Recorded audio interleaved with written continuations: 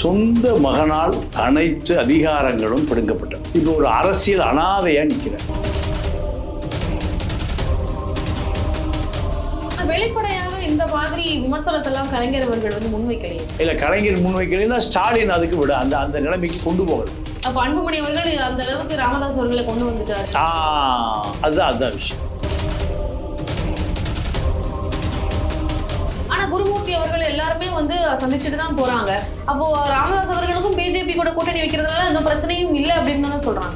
இல்ல, ராமதாஸ் பிஜேபியை டேமேஜ் பண்ணதுனாலதான் குருமூர்த்தி வேகமா முடியாது. குருமூர்த்தி தனியா போனா நீங்க பார்ப்பனர்கள் ஆர்எஸ்எஸ் விரட்டுகிறதுன்னு செய்தி வந்து, அதனால எம்ஜிஆர் பெருந்தொண்டன் செய்தியாரை கூட்டிட்டு போறாரு. அப்படி செய்தி வராமல் இருப்பதற்காக அவர் ஒரு கார்பரேட் மனிதர். யாரு சார்? அன்புமணி. அவருக்கு அரசியலே தெரியாது, அடிப்படை அரசியலே தெரியாது. அன்புமணியும் அன்புமணி மனைவியும் மார்வாடி என்ன பண்ணுவான், எங்க லாபம் வருதோ எதுல ஆதாயம் கிடைக்குதோ அதைத்தான் பார்ப்பான். மக்கள் நலனை பத்தி 1% கூட சிந்திக்க மாட்டான். யாரு? மார்வாடிகள். பாமகவிலும் 20 லட்சம் பேர் காத்து கிடக்கிறார்கள். அந்த 20 லட்சம் பேரும் யாருடைய கட்டளை கட்டுப்படுவாங்கன்னா அன்புமணி கட்டளைக்கு தான் கட்டுப்படுவாங்க. ராமதாஸ் சொல்லுகிற அத்தனையும் ஏட்டு சுரைக்காய் கரைக்கு உதவும்.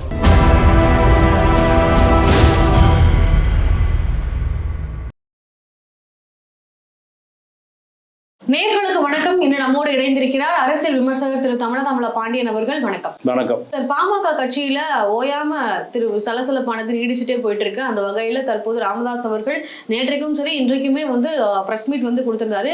நேற்றைக்கெல்லாம் 1 மணி நேரம் பிரஸ் மீட் கொடுத்திருந்தாரு. அந்த வகையில் நிறைய விஷயங்கள் சொல்லியிருந்தாரு. தலைமை பதவியை விட்டு கொடுக்கவே மாட்டேன், இறுதி வரை தலைமை பதவியில தான் இருப்பேன், நானே கொடுத்திருப்பேன், ஆனா அந்த ஆசையை அவருக்கு முன்னாடியே தான் இருந்திருக்கு, நானே சொந்த காசுல சூனியம் வச்சுக்கிட்டேன் அப்படின்ற மாதிரி பல விஷயங்களை சொல்லியிருக்கிறாரு. அவருடைய ஒட்டுமொத்த பேச்சினுடைய தொகுப்பா நீங்க என்ன புரிஞ்சுக்கிறீங்க சார்? அதை எப்படி நாம புரிஞ்சுக்கிறது? அதை பத்தின விளக்கம் கொஞ்சம் சொல்லுங்க சார். இல்ல, அவரிடமிருந்து சொந்த மகனால் அனைத்து அதிகாரங்களும் பிடுங்கப்பட்டது. இப்போ ஒரு அரசியல் அனாதையா நிற்கிறேன். அவருடைய செலவு பண்றதுக்கு பணம் இல்லை. பல ஆயிரம் கோடிகளும் அவரிடமிருந்து பறிபோய் விட்டது. அவருடைய குடும்பம் மொத்தமாக அவரை அன்புமணியிடம் அதிகாரத்தை ஒப்படைத்து விட்டு ஓய்விடுங்கள்னு சொல்லுகிற நிலைமைக்கு வந்துருச்சு. மாவட்ட செயலாளர் அத்தனை பேரும் அன்புமணி பக்கம் போயிட்டாங்க. பொதுச் செயலாளரும் அவர் அன்புமணி கட்டுப்பாட்டுக்கு போயிட்டார். பொருளாளரும் அன்புமணி கட்டுப்பாட்டுக்கு போய், இப்படி சட்டமன்ற உறுப்பினர்கள் அத்தனை பேரும் அன்புமணி கட்டுப்பாட்டுக்கு போயிட்டாங்க. பனையூர் அலுவலகமும் திலக்கு நகர வீடும் கட்சியாக இயங்க ஆரம்பிச்சிருச்சு.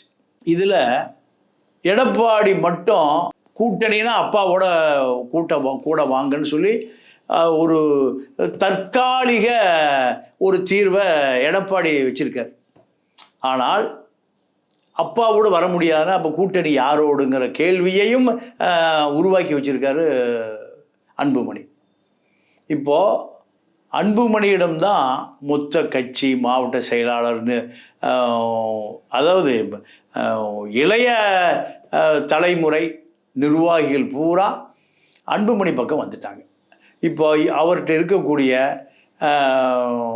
87 அவருக்கு 87, 77, 67 இந்த 3 வயதை உடைய மூத்தவர்கள், அடுத்தவர் துணையின்றி இயங்க முடியாதவர்கள், நடக்க முடியாதவர்கள், ஓட முடியாதவர்கள், பேச முடியாதவர்கள். இப்போ அவர் 100 கிலோமீட்டர் நடைபயணம் கிளம்பிட்டார். யாரு? அன்புமணி.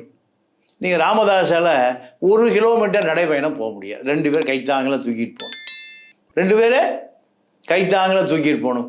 இதே நிலைமை தான் கருணாநிதிக்கு ஸ்டாலினுக்கு வந்தது. அப்போ வெளிப்படையாக இந்த மாதிரி விமர்சனத்தெல்லாம் கலைஞர் அவர்கள் முன்வைக்கலையே. இல்ல, கலைஞர் முன்வைக்கலைன்னா ஸ்டாலின் அதுக்கு விட அந்த நிலைமைக்கு கொண்டு போகல. அப்ப அன்புமணி அவர்கள் அந்த அளவுக்கு ராமதாஸ் அவர்களை கொண்டு வந்துட்டாரு. அதுதான் விஷயம். இப்போ ராமதாஸ் அவர்களுக்கு இப்ப நீங்க சொன்ன மாதிரி அவருக்கு ஓய்வு எடுத்துக்கோங்க அப்படின்ற மாதிரி குடும்பத்தினரோட சொல்ல ஆரம்பிச்சிட்டாங்க. குடும்பத்தினர்கிட்ட, அதாவது குறிப்பா அன்புமணி கிட்ட தான் எல்லா விதமான அதிகாரமும் இருக்குன்றத குறிப்பிடுறீங்க. அப்போ அது நியாயமான ஒரு விஷயம் தானே? அவருடைய வயது கருதி அவர் ஓய்வு எடுக்கன்னு சொல்றதை அவர் ஏன் மறுக்கிறாரு? அப்ப மறுக்கிறதுக்கான காரணங்கள் என்னவா இருக்கும்னு நினைக்கிறீங்க? தன்னிடம் கூட்டம் சேர்ந்துட்டே இருக்கணும், தங்கிட்ட ஆலோசனை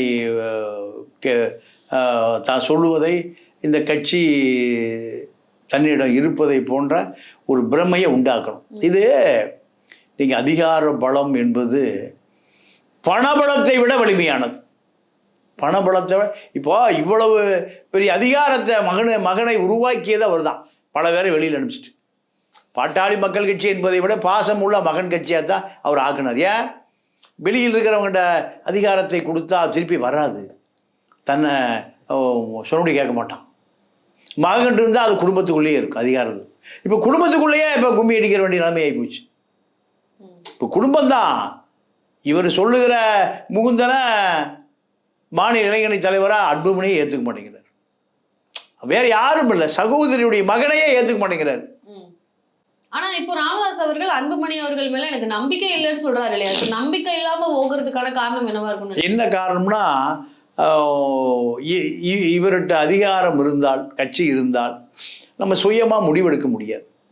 அவரை கேட்கணும், அவரை அதுக்குள்ளே பயன்படுத்தணும், ஆலோசனை கேட்கணும். அது இவருக்கு இடையூறாக இருக்குது. அப்போ அவர் அதிகாரம் இல்லாமல் அவரை தனிமைப்படுத்தி விட்டால் அத்தனை அதிகாரமும் தன்னோடும் தன்னுடைய மனைவியோடுமே வந்துடும். யாரிடமும் போய் நம்ம அனுமதி கேட்க வேண்டிய அவசியம் இல்லை. இப்போ அந்த 87 வயது முதியவர்கிட்ட போய் அனுமதி கேட்கணும். அவருக்கு ஆலோசனை சொல்லுகிறவர்கள் பூரா தனக்கு எதிரானவர்களாக இருக்கிறாங்க. இப்போ ஜி.கே. மணியாகட்டும், சின்னம்மா சுசீலாவாகட்டும், இப்படி பல அம்மாக்கள் அவருக்கு எதிரானவர்கள் இருக்கிறாங்க. அப்போ அதெல்லாம் இவர் ராமதாஸை கொண்டு தான் தடுக்க முடியும், அவங்ககிட்ட போக முடியாது. சார், ஆனா இப்போ இந்த பிரச்சனைகள் எல்லாமே வந்து அரசியல் ரீதியான பிரச்சனைகள் கிடையாது. இது எல்லாமே வந்து குடும்ப பிரச்சனை, சொத்து ரீதியான பிரச்சனை காரணமாக தான் இவ்வளவு பெரிய ஒரு சலசலப்பே காரணம். பாமக கட்சியை பற்றி இந்த அளவுக்கு செய்திகள் முன்னாடி பொதுவெளியில வந்து குற்றச்சாட்டுகளை வைக்கிற அளவுக்கு முன் வந்தது காரணமே சொத்து பிரச்சனைகள் தான். சுசிலா அவர்கள் அந்த மாதிரியான பிரச்சனைகள் கூட இருக்குன்னு சொல்றாங்க. அந்த பிரச்சனை பற்றி விவரங்களை சொல்லுங்க. சொத்துல பிரச்சனையே இல்லம்மா. ராமதாஸுக்கு சொத்து ராமதாஸ் சம்பாரிச்சு கொடுத்தது தானே. தைலாபுரம் தோட்டம் வெறும் 5 ஏக்கர், 5 லட்சம் ரூபாய்க்கு அடமானம் வைக்க முடியாமல் எனக்கு தெரிஞ்சு ஒரு அம்பாசிடர் கார் 26 அது திருண்டு பணத்தில் போட்டால் சென்னை முழுசாக வந்து சேராது, நடுவுலேயே பழுதாக போயிடும். இன்னைக்கு அப்படி இல்லை. அன்புமணிகிட்ட மட்டும் 150 கோடி ரூபாய் பண்ணை வீடு இருக்கு. ஒரு வீடு 15க்கு மேற்பட்ட வெளிநாட்டு கார்கள் இருக்கு. இதெல்லாமே அன்புமணி தான் அனுபவிக்கிறாரு. ஏற்காடு மலையே அவர்களுக்கு சொந்தமானது, எந்த ஏழை வன்னியனுக்கும் சொந்தமானதில்லை. ஏற்காடு மலையே அவர்களுக்கு சொந்தமானது. கர்நாடகாவில் பல ஆயிரம் ஏக்கர் எஸ்டேட் இருக்கு, டெல்லியில் ஃபார்ம் ஹவுஸ் இருக்கு. உலகம் முழுக்க பல ஆயிரம் கோடி சொத்து. இந்த சொத்துக்களுக்கு ராமதாஸ் தான் அன்புமணி பக்கம் திருப்பி விட்டவர். ஆனா இப்ப சுசிலா அவர்களுக்கு வந்து சொத்து கொடுக்க வந்து ராமதாஸ் அவர்கள் வந்து அவர் நினைக்கிறாரு, ஆனா அன்புமணி அவர் தடுக்கிறாரு. அதுதான் இது பிரச்சனை, அதனாலதான் இந்த தலைமை ஆக்குனதே என்னுடைய தவறு அப்படின்னு சொல்றாரு. இல்ல அது முட்டாள்களுடைய வாதம். அந்த அம்மாட்ட ஒரு 300-400 கோடி அவர் அதிகாரத்தில் இருக்கிற பொழுது அந்த அம்மாவுக்கு கொடுத்துட்டு, அது விஸ்வகர்மா அறக்கட்டளையாக 300 கோடி ரூபாய் இருக்கு. அந்த அம்மா கர்நாடகாவில் ஃபைனான்ஸ் பண்ணுது சினிமா கம்பெனிக்கு ஒரு 500 கோடிக்கு மேலே. அப்போ அதெல்லாம் அவர் அதிகாரம் இருக்கும்போதே செஞ்சு கொடுத்துட்டாரு. இப்போ இதுவரை நீங்க ஆடிய ஆட்டம் போதும், பாடிய பாட்டெல்லாம் போதும், நீங்க விலகிருங்கிறாரு. ஒரே விஷயம், நான் எப்படி விலக முடியும்? நான் இன்னும் அதிகாரம் செலுத்துவேன், எனக்கு ஆதரவாளர்கள் வேணும், நான் அரசியல் இருக்கணும், மீடியாவில் இருக்கணும். இது அன்புமணி அவர்கள் ஏன் அதை வந்து நிராகரிக்கிறாரு? ஏன் நிராகரிக்கிறாருன்னா, அப்பா வடக்கு போகணுங்கிறாரு, மகன் தெற்க போகணுங்கிறாரு. இது ஒரு அரசியல் பண்ண முடியுமா? கூட்டணி பற்றி அப்போ தன்னிட்டே முழு அதிகாரம் இருந்தால் பிஜேபியோ, அதிமுகவோ, ஆர்எஸ்எஸோ, இல்லை முஸ்லீம் லீக்கோ, இல்லை எந்த கட்சியோ தானும் தன்னுடைய மனைவியும் முடிவு பண்ணிக்கலாம். ஆனா குருமூர்த்தி அவர்கள் எல்லாருமே வந்து சந்திச்சுட்டு தான் போறாங்க. அப்போ ராமதாஸ் அவர்களுக்கும் பிஜேபி கூட கூட்டணி வைக்கிறதுனால எந்த பிரச்சனையும் இல்லை அப்படின்னு தானே சொல்றாங்க. இல்லை, ராமதாஸ் பிஜேபியை டேமேஜ் பண்ணதுனால தான் குருமூர்த்தி வேகமாக ஓடியாரு. நீங்கள் பிஜேபி டேமேஜ் பண்ணாதீங்க, நாளைக்கு கூட்டணி மகன் சேர்ந்தாலும் பிஜேபிக்கு உங்கள் வன்னியர்கள் ஓட்டு போட மாட்டாங்க. பிஜேபி தான் உங்களை 98 அங்கீகாரம் கொடுத்து உங்கள் கட்சியான தலித் எழில்மலையை இணையமைச்சராக, மருத்துவ இணையமைச்சராக ஆக்கியது பிஜேபி. 2004 வரைக்கும் நீங்கள் அமைச்சராக உங்கள் மத்திய இணையமைச்சராக இருந்தது பிஜேபி. பாமக வேலு, என்டி சண்முகம் சுரங்கத்துறை அமைச்சராக இருந்து நெய்வேலியில் இருக்கிற வன்னியர்களை பூரா ஏமாத்தினது அந்த காலத்தில் தான். இதெல்லாம் பிஜேபியால் தான் நிகழ்ந்ததுன்னு தயவுசெய்து பிஜேபியை சேர்ந்ததுனால தான் சின்னம் பறி போச்சுலாம் சொல்லாதீங்க. பிஜேபி மீது ஒரு முரண்பாடை உருவாக்காதீங்க. பிஜேபி தான் உங்களுக்கு ஒரு அங்கீகாரம் கொடுத்த கட்சி, இன்னும் உங்களோட ஒரு தொடர்பில் இருக்கு. அப்பா மக சண்டையில் பிஜேபியோடு சேர்ந்து தான் சின்னம் போச்சு. இப்போ பிஜேபியோடு போனுங்கிறேன், நான் அதிமுகவோடு போனுங்கிறேன். மகளையும் காலை பிடிச்சிக்கிட்டாங்க, கெட்டியை பிடிச்சி விட மாட்டேன்னு சொன்னாங்க. பிஜேபியோடு சேரணுங்கிறாங்க, நான் சேர வேண்டாண்ணே. அப்போ பிஜேபி அந்நியப்படுத்துறாரு யார்கிட்ட இருந்து? வண்டியர்கிட்ட இருந்து. இதை செய்யாதீங்கன்னு நாக்பூர்ல இருந்து அமித்ஷாவிடம் இருந்து அனுப்பிய ஆட்கள் தான் குருமூர்த்தி தனியாக போனால் நீங்கள் பார்ப்பனர்கள் ஆர்எஸ்எஸ் மிரட்டுகிறதுன்னு செய்தி வந்துடும். அதனால எம்ஜிஆர் பெருந்தொண்டன் செய்தியாரை கூட்டிகிட்டு போகிறாரு, அப்படி செய்தி வராமல் இருப்பதற்காக. இதெல்லாம் அரசியல் சூட்சுமங்கள் தான். இந்த மாதிரியான விஷயங்கள்லாம் நீங்க குறிப்பிடுறீங்க. ஆனா ராமதாஸ் அவர்கள் எனக்கு அன்புமணியை பார்த்தாலே ரத்த கொதிப்பு தான் ஏற்படுது, அவர் ரத்த கொதிப்பு அப்படின்ற மாதிரி எல்லாம் வந்து சொல்றாரு. இந்த அளவுக்கு ஒரு வெறுப்பு எப்படி இது உருவாகிறதுக்கான வாய்ப்பு இருக்கும்? அந்த அளவுக்கு அன்புமணி என்ன செஞ்சிருப்பாரு அப்படின்ற ஒரு கேள்வி இருக்கு இல்லையா? கூட்டணி பிரச்சனையாக இருந்தாலும் இவ்வளவு வீரியமாக போறதுக்கு என்ன காரணம் இருக்கும்? அதுவும் வெவ்வேறு கட்சியில வெவ்வேறு ஆட்கள்னா கூட வெறுப்புகள் வர வாய்ப்புகள் இருக்கு. இவரு சொந்த மகன் மேல இந்த அளவுக்கு ஒரு வெறுப்பை வந்து பொதுவெளியில வைக்கிறாருன்னா வேறு காரணங்கள் இருக்கும் அப்படின்னு சொல்றாங்க. அப்போ அதுக்கு வாய்ப்பே இல்லையா? வேறு காரணம் வாய்ப்பு அங்க ஒண்ணுமே இல்ல. அதிகார சண்டை தானே தவிர வேற எந்த சண்டை இல்லை. அரசியலுக்கே லாய்க்கு இல்லை அப்படின்றதெல்லாம். ஆமா ஆமா ஆமா. ஏன்னா அவர் வந்து ஒரு கார்பரேட் மனிதர். யாரு சார்? அன்புமணி. அவருக்கு அரசியலே தெரியாது, அடிப்படை அரசியலே தெரியாது. அவர் திண்டிவன கூட்டுரோட்டு ஒரு ஆஸ்பத்திரி வச்சு கொடுக்குறாரு ராமதாஸ். போனியாகாம வந்தவர் ஒரே இரவில் இந்தியாவுக்கான அத்தனை பேருக்குமான சுகாதாரத்துறை அமைச்சர். லோக்கல்ல 5 ரூபாய்க்கு ஊசி போட்டு ஒரு ஆஸ்பத்திரியை நடத்த முடியாத ஒரு நபரை இந்த வன்னியருடைய வாக்கு, ராமதாசருடைய அதிகாரம் பூரா வன்னிய மக்கள், அப்பாவி ஏழை எளிய வன்னிய மக்கள் ராமதாஸ் அதிகாரத்தை கொடுக்குறாங்க. ராமதாஸ் தன்னுடைய மகனை ஒரே இரவில் ஒரு ஆஸ்பத்திரி வச்சு 5 ரூபாய்க்கு ஊசி போட தெரியாதவரை இந்தியாவினுடைய மத்திய சுகாதாரத்துறை அமைச்சராக ஆக்குறார். இதெல்லாம் யாருடைய தப்பு? ராமதாஸுடைய தப்பு தான். ராமதாஸ் வளர்த்த கடா ராமதாஸ் மார்பிளை முட்டுது. எதை விதைக்கிறாயோ அதை விளைய நீ அறுவடை பண்ணி ஆகணும். இதுதான் மகனை என் குடும்பமே அதிகாரத்துக்கோ ஆட்சிக்கோ கட்சிக்கோ வராது சத்தியம் பண்ணிட்டு அந்த சத்தியத்தை தூக்கி குப்பையில போட்ட நீங்கள் இப்பொழுது அனுபவிக்கிறீங்க. இப்போ அன்புமணி அவர்களால் ராமதாஸ் அவர்களுடைய மனைவி மேல வந்து பாட்டில் வீச போனாரு அப்படின்ற மாதிரி சொல்லியிருந்தாரு. பெத்த அம்மா தான், வேற என்ன? இப்போ ராமதாஸ் மனைவி வேற, அன்புமணி அம்மா வேறையா? எல்லாம் ஒண்ணுதான். அதுதான் சார். அவங்க மேல வந்து பாட்டில் வீச போனதாக சொன்னாரு. வீசினாரு, சௌமியா அடிச்சது. சௌமியா பார்த்தால பத்திரகாளிங்கிறாரு. அதுதான் சார். இப்படி இந்த மாதிரியான செய்திகள்லாம் சொல்லும் பொழுது ராமதாஸ் அவர்களுக்கும் வந்து த்ரெட்டனிங் இருக்கும். அதனாலதான் அவர் பொதுவெளியில வந்து எல்லாரும் முன்னாடி சொல்லிடுறாரு, தன்னுடைய ஆபத்தை வந்து தவிர்த்துக் கொள்வதற்காக தான் இப்படி பொதுவெளியில வந்து மக்கள் மத்தியில முன் வச்சு தன்னை பாதுகாத்துக் கொள்றாருன்னு சொல்றாங்க. அது எப்படி? இல்லம்மா, அவரை எந்த தீங்கு செய்வதற்கு ஆள் இல்லை. அங்க இருக்கக்கூடிய தோட்டம் முழுக்க அவர் ராமதாசுடைய ஆதரவாளர்கள் அடித்து வெளியேற்றப்பட்டார்கள். யாரா? அன்புமணியால் ரத்த காயத்தோடு வெளியேற்றப்பட்டார்கள். அப்போ தனிமைப்படுத்தப்பட்டதாக நினைக்கிறாரு. தனக்கு சாப்பாடு கூட காந்திமதி வீட்டிலிருந்து தான் வருது, அதை சாப்பிட்டுட்டு ஓய்வு எடுக்கிறாரு. இப்போ அவர் என்ன நினைக்கிறாரு? தான் 100 ஆண்டு காலம் உயிரோடு இருப்பேன், ஒரு 13 ஆண்டு காலம், 13 ஆண்டு காலம் அரசியல் தன்னை சுற்றியே வரணும், தாம் தான் அதிகார மையமா இருக்கணும்னு விரும்புகிறார். இதுல யார் மேல தவறு இருக்குன்னு நினைக்கிறீங்க? ராமதாஸ் அவர்களுடைய எண்ணம் தவறா இல்ல அன்புமணி அவர்களுடைய செயல் தவறா? இல்ல, ராமதாஸ் உருவாக்கிய அந்த விதை, விதைத்தவன் உறங்கினாலும் விதைகள் உறங்குவதில்லைங்கிற மாதிரி இவர் செய்த அந்த வேலைகள் பூரா பிரம்மாண்டமா நிக்குது. அன்புமணி இதை அறுவடை பண்ணக்கூடிய ஒரு மார்வாடியா மாறிட்டார். அன்புமணியும் அன்புமணி மனைவியும் மார்வாடி என்ன பண்ணுவான்? எங்க லாபம் வருதோ, எதில் ஆதாயம் கிடைக்குதோ அதைத்தான் பார்ப்பான். மக்கள் நலனை பற்றி 1% கூட சிந்திக்க மாட்டான். யாரு? மார்வாடிகள். அவர்களுக்கு என்ன நோக்கம்? பணம் பணம் பணம் பணம் தான். இப்போ 2 மார்வாடி குடும்பமாக போச்சு.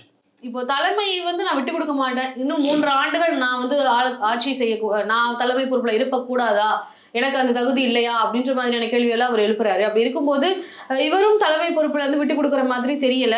இங்க ராமதாஸ் அவர்களுக்கு ஆதரவா இருக்கக்கூடியவர்கள் இவர் நிராகரிக்கிறாரு, இவருக்கு ஆதரவா இருக்கக்கூடியவங்களை இவர் நிராகரிக்கிறார். இப்படி இருக்கும்போது கட்சி பிரியறதுக்கான வாய்ப்பு இருக்கா? பாமகவே வந்து 2ஆ ஆக போகுது அப்படின்ற செய்திகளும் வருது.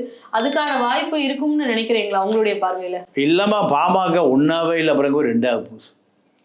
பாமகவை பொறுத்த வரைக்கும் வன்னியர்கள் மட்டும் அதில் ஒரு 20 லட்சம் பேர், இன்னும் 50 லட்சம் பேர் இருந்த வன்னியர்கள் இப்போ அது 20 லட்சம் பேர் தான் இருக்காங்க. 30 லட்சம் பேர் வெளியேறிட்டாங்க.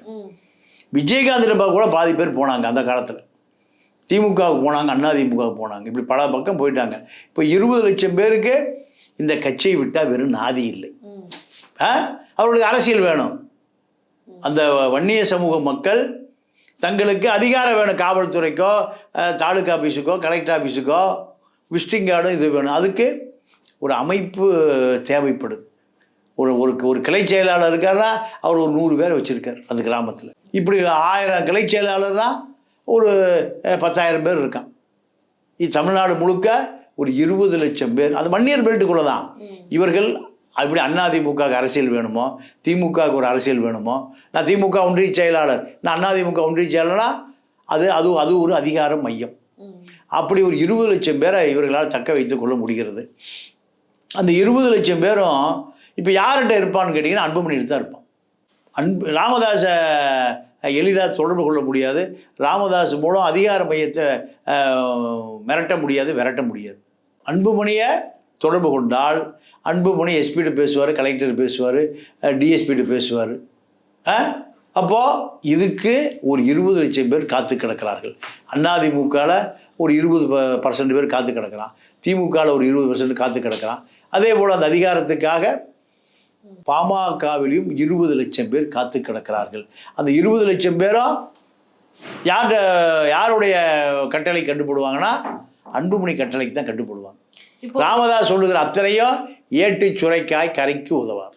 ஓகே சார், அப்போ வயதான காரணத்தினால நிராகரிக்கப்படுறாரு தொண்டர்கள் மூலமாகவே அப்படின்றது தான் இது மூலமாக புரிஞ்சுக்க முடியுதுன்னு சொல்றீங்க? ஆமா ஆமா, அதான் உண்மை. இப்போ ராமதாஸ் அவர்கள் சௌமியா அன்புமணி அவர்களையுமே வந்து கடுமையா சாடுறாரு. அவங்க அரசியலுக்கு வர்றதுல எனக்கு துளி கூட விருப்பம் இல்லை, அன்புமணி அவர்கள் தான் அதற்கும் காரணம்னு தான் அதுக்கும் அன்புமணி அவர்களை கை காட்டிட்டாரு. ஸோ சௌமியா அன்புமணி மேல அவருக்கு எதனால அவ்வளோ பெரிய ஒரு சங்கடம் வந்து ஏற்படுத்திருக்க வாய்ப்பு இருக்கும்னு நினைக்கிறீங்க சார்? இல்லை, அதாவது அந்த அம்மா கணவனை இயக்குதுன்னு சந்தேகப்படுறாரு. கணவனுக்காக குடும்பத்துக்குள்ள குழப்பத்தை உண்டாக்குது, சண்டை பிடிக்குது. சௌமியாவுக்கு அதிகாரத்தை கொடுத்துட்டாரு. சௌமியாவை தர்மபுரியில் சீட்டில் எலெக்ஷன் நிறுத்தினாரு. அப்போது சௌமியா கட்டுப்பாட்டில் இந்த கட்சி வந்துருச்சு. அன்புமணி சௌமியா கட்டுப்பாட்டில் பாமக முழுமையாக போய்விட்டது. இதுதான் ராமதாஸுடைய கோபம். பாமகவில் நடக்கக்கூடிய சிக்கல் குறித்து பல விஷயங்களை எங்ககிட்ட பகிர்ந்துக்கிறதுக்கு மிக்க நன்றி. நன்றி, வணக்கம்.